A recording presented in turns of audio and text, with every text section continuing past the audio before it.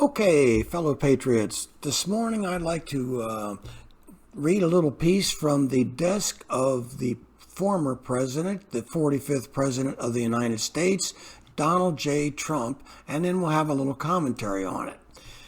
This is from the desk of Donald J. Trump, dated May 15th, 2021.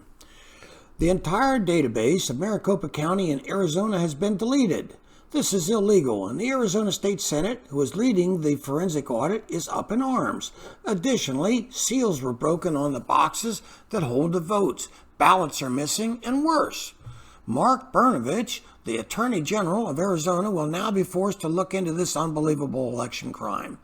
Many radical left Democrats and weak Republicans are very worried about the fact that this has been exposed. The deletion of an entire database in critical election files of Maricopa County is unprecedented. Many other states to follow.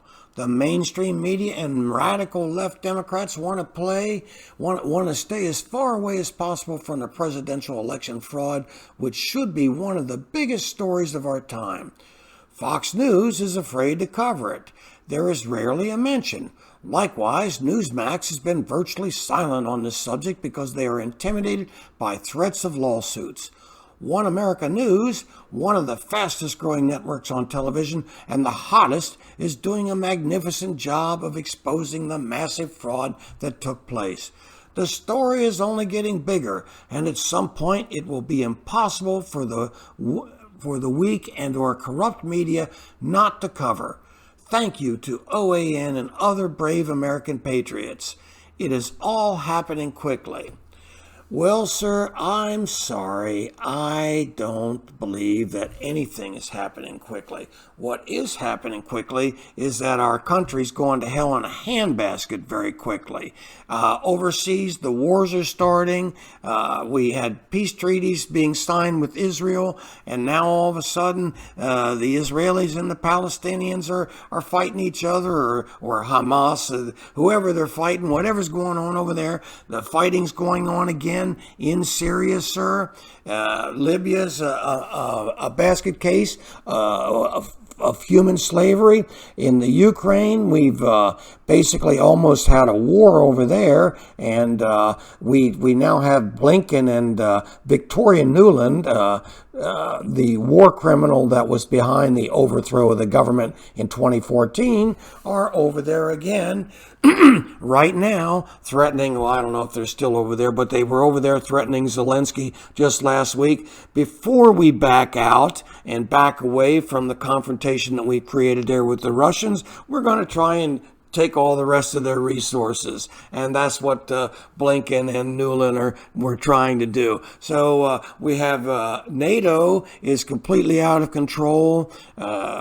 We have migrants still coming into Europe. None of that got corrected. And when we talk, sir, of promises made, promises kept, one big promise, the one that for which we all hoped for the entire time, was that somebody might get arrested, that there might someday be justice, that you would in fact lock her up. Remember, promises made, promises kept, lock her up. Well, the only people that are still locked up is Julian Assange, who never got pardoned while you were there, okay? So if you're coming back, if things are moving quickly, I'm sorry, I don't see that happening, and I don't really see you coming back. And until you come out and start doing rallies and leading again and bring the people back out, nothing's going to happen. Organizational efforts to somehow reignite the enthusiasm that you brought with you,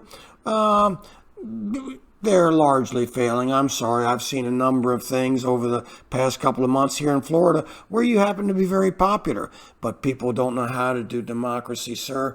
We haven't had it for, well, my entire lifetime, if you really want to know the truth. And you were the first guy that came in and tried to really do something. And I really believe you did. I really believe you tried, okay? But, sir, it's like they once told me at work.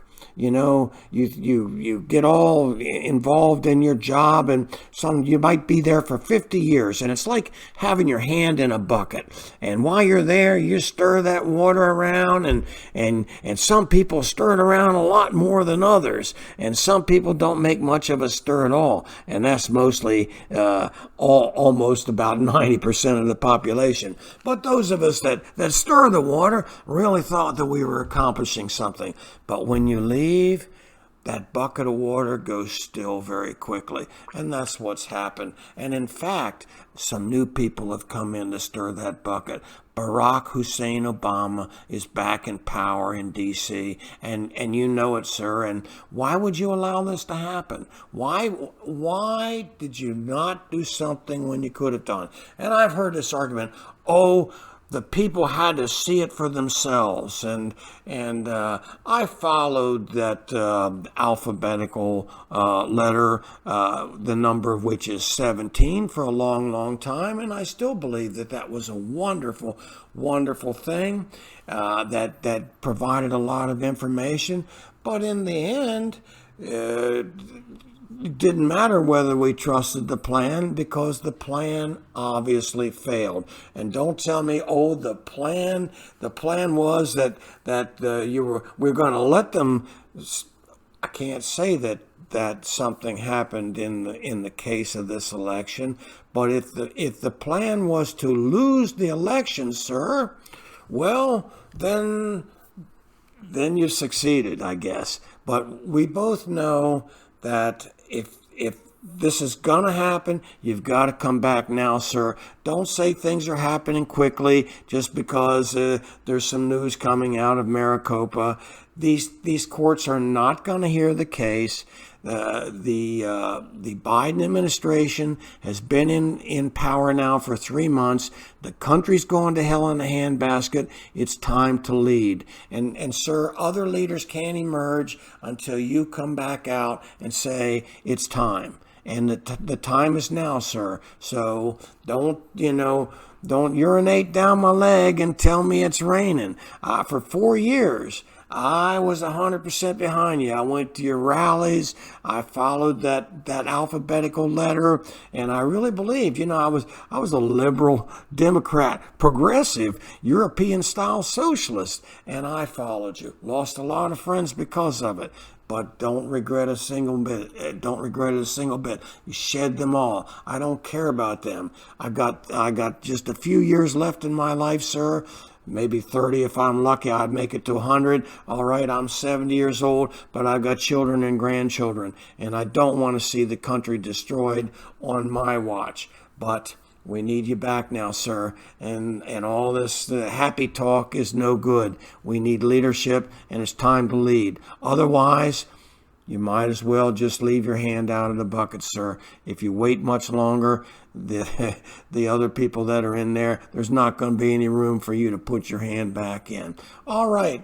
I'm sorry, folks. That's kind of bad news, but the message is to the president, and people should know that things are not going as well as they should, and we're not getting organized. We're not able to bring back our country, and we need this president to come forward now and lead again. And if he's not prepared to do that now, it will soon be too late. So I'm the parakeet in the mine, and I'm tweeting as much as I can, although I'm not allowed on Twitter anymore, so I'm really not tweeting. But I'm sounding the warning. Sir, you have to come out. All right. If you like this video, give me a thumbs up. If you don't, well, I don't care.